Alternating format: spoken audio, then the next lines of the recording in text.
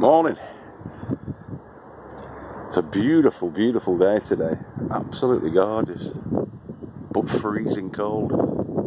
Absolutely freezing cold. -3. But we're down on the plots. Try and avoid that sun.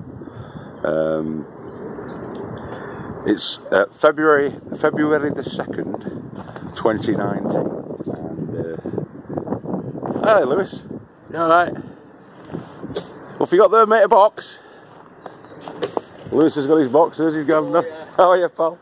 We're doing a bit of burning. A bit of burning, I don't blame you. I'll be up for a warm in a minute.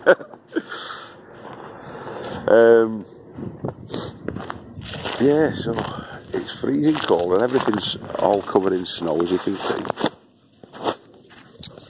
Turn you around.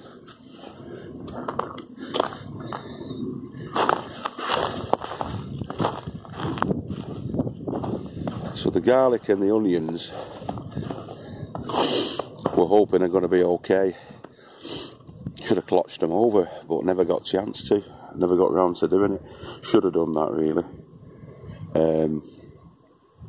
I'll try and get something sorted out if it thaws out a little bit more. But the sun's out today, and it is gorgeous. It's beautiful down here today. So what I've done is I've come down. What I'm going to be doing is, excuse me, I'm going to be topping up the compost corral. So I've got cardboard for the browns, the carbon, and I've got all the kitchen scraps, the vegetable kitchen scraps that are going to be going into that. We're going to be doing a few bits and pieces this weekend, collecting molehills and adding those to the compost as well. So it's all going to be going in there. We're just going to be sort of stacking it up, keeping it high. It's cold, very cold, so I don't think they're going to be getting the benefits of the heat from the compost because it's not active. I don't think it's going to have to rot down at the moment. I'm going to look into that actually to see if we can get it activated again, get it started again. Maybe put some urine into it, things like that. But we'll look into that as well. I'll do a bit of a catch-up on that later on, about the composting side, and seeing what we can do to sort of accelerate that composting process. But yeah, it's freezing today, very cold. So as well, I'm going to continue on in the Tiki Hut. When it is very cold outside, you don't want to be out in it. Although today it's not too bad, really, with the sun and everything. But it is bitter. It's very cold on the hands and the extremities. So we're going to be doing a few bits and pieces inside the Tiki Hut. Getting all that nice and straight, getting it all sorted out, putting that panelling up, maybe putting some shelves in, and then restacking in a tidier manner the Tiki Hut. Winking at the sun. Alright, mate. Yeah. So that's where we're at this morning. Saturday the 2nd of February. Hope you've all had a good week, and welcome to the Little Farmer's Farm. See you in a bit. So we've already started to panel out inside here, and it's just to add an inner lining to the Tiki Hut. All that is plywood, and it's reclaimed plywood, already painted. It's not plywood actually, it's hardboard, reclaimed hardboard, that's already painted on the inside of it. So I'm going to have to noggin out in certain areas to bring it forward so that I can fix the hardboard to the noggins. Noggins are just bits of wood really, it's like 3x2 or whatever. So you can screw to the 3x2, it's like a framework that you'll be building up behind where the hardboard's going to sit, just to line it out. So I'm going to use up all the hardboard that I've got, of which I've got a fair bit. Need a couple of those long lengths there. There's another long length of it there, which is around about 2 foot by about 6 foot. a couple of other little bits and pieces knocking around, just to fill some gaps in with. And then from that, I'm going to build off from that with my shelves. So I'll have to mark out where the noggins are behind. So that's where you can screw through to get your brackets for your shelves once you've done. So that's what I'm on with. Okay.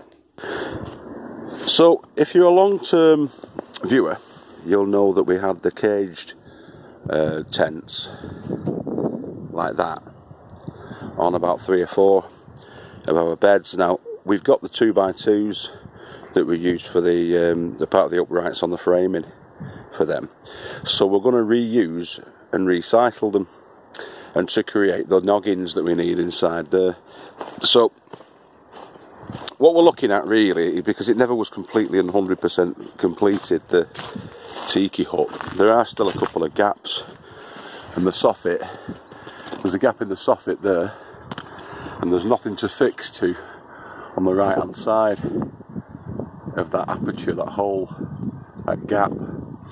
So I'm going to put a bit of 2x2 there at the side of that one and fix the 2x2 to the existing roof strut, and then cut a piece of the ply and fit it in there so it fills that gap.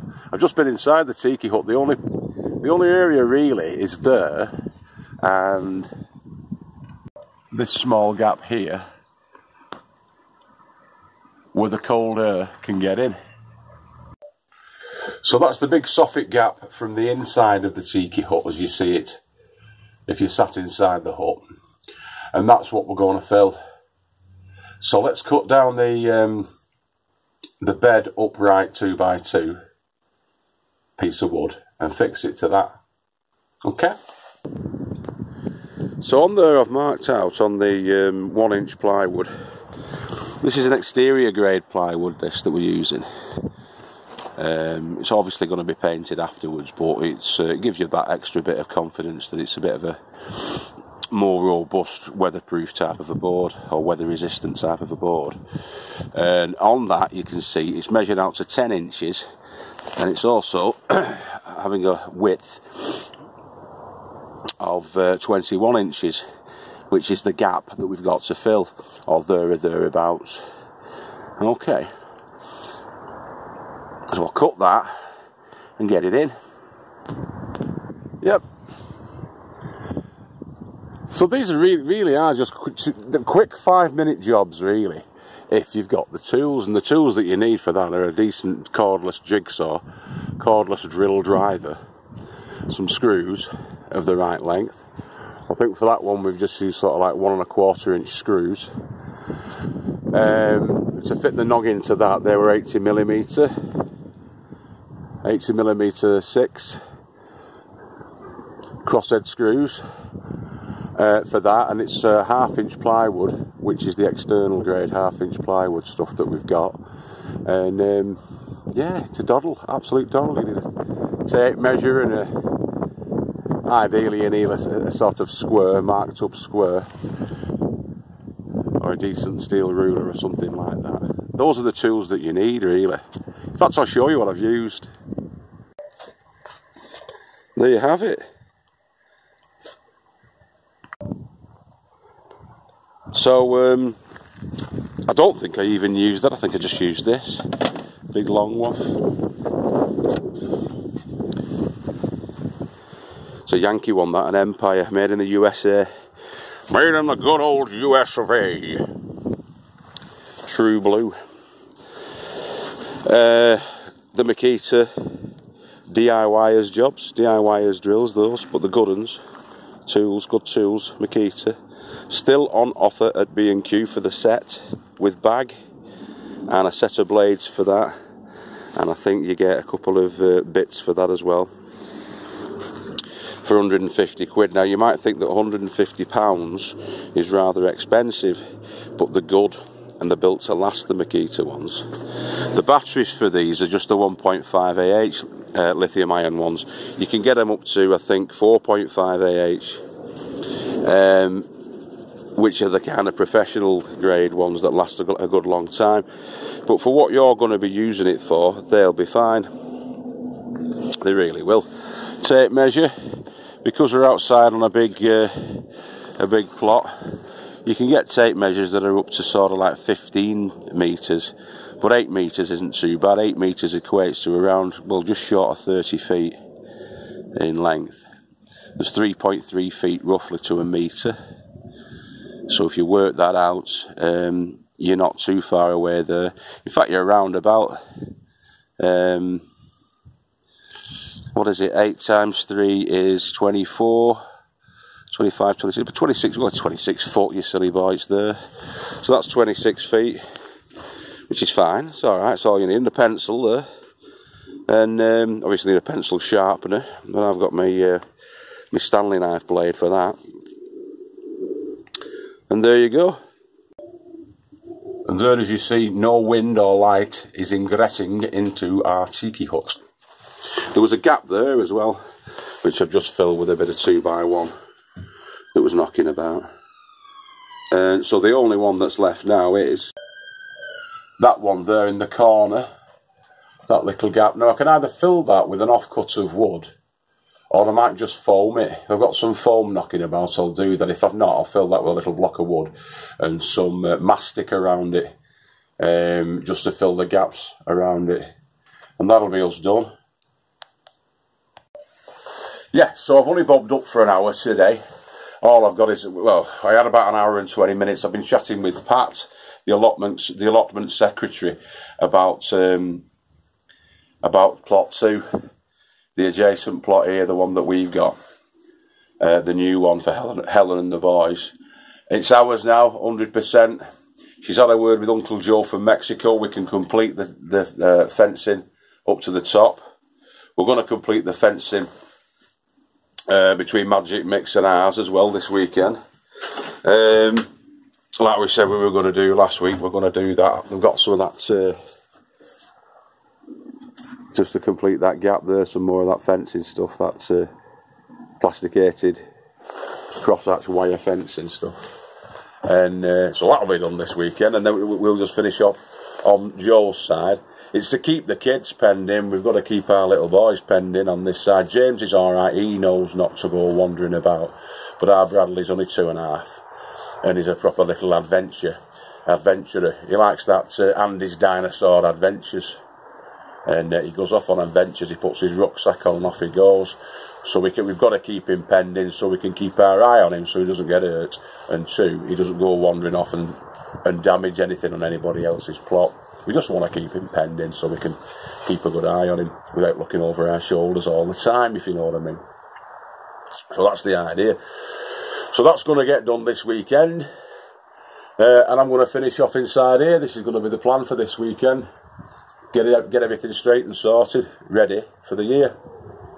It's too cold to start planting or doing anything with the soil at the moment. It's going to be about another month for that. But all these little tasks, preparing the plot and getting everything neat and tidy, rearranging your beds and all of that so you can get them as you want them, get them into the positions that you want them. That's what we'll be on with in February.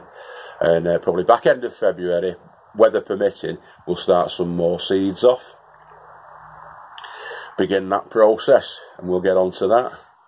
Alright, thanks very much. This is the Little Farmer's Farm, Big Daddy Farmer, coming at you from Eden.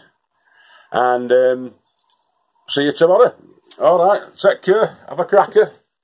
I'll leave you with the plot in its Winter Wonderland status. Beautiful. Ta-da! See you back at the ranch. Yes, so I'm back at the ranch, and before I leave you today, I just want to give 3 more shout-outs to channels that we've been watching and finding very entertaining and enjoyable, thought-provoking and interesting. There's a few more than this, obviously, but I did say that about once a fortnight I'd give 3 shout-outs, and so I'm doing that. We've got A Little Dirt Never Hurt, Ryan. That's A Little Dirt Never Hurt, Canadian guy, doing a lot of stuff at the moment on the small farm, small holding that he's got. He's going to be doing sort of a market gardening type of organic setup. He's working on that at the moment, Ryan. Really good guy, really amusing and entertaining fella. has a bit of a Dave Grohl from Foo Fighters look about him, which is never a bad thing. There's also, we've got Robotic Allotment Gardening on a Budget, Terry. Robotic Allotment Gardening on a Budget. He's great. He's got a lot of hints, tips, experimental growing methods. You'll learn a lot about feeds and creating your own liquid feeds, organic mulch feeds, compost, that kind of thing. Different sort of spin on the whole growing setup, really. He's great. And then there's another one that I want to tell you about, which is not specifically a gardening channel. It is it's a guy that I've been watching for quite some time now. He's an interesting young fella. Looks a bit like Jesus, and he has the very same sort of an attitude to life as Jesus. He's a spiritual man, and he does a lot of work for charity over in Tanzania. So it's look out for John St. Julien, Babba Wanyama. John St. Julien, Babba Wanyama. I heartily recommend you go and check him out. If you're into that kind of spiritual journey stuff, and also into charitable works and helping people out and all that kind of thing. And I suppose it's kind of an alternative, altruistic lifestyle that he's got over there with his wife and his young son. His young son's called Aslan, like the lion from Lion, the Witch and the Wardrobe. And it's Truder, I think that his wife's called. But they have a couple of charity children's homes where they're looking after the local children over in Tanzania. They're sort of like war orphans and disabled kids that wouldn't have a chance without him and his missus and the setup that they've got over there. And he also looks after stray dogs. There's hundreds of stray dogs that he looks after and all that. But he's an amazing lad. He's well worth checking out. He's from over here. He's from up in the northeast, up in Newcastle. But he's been over there with his charity for some time now.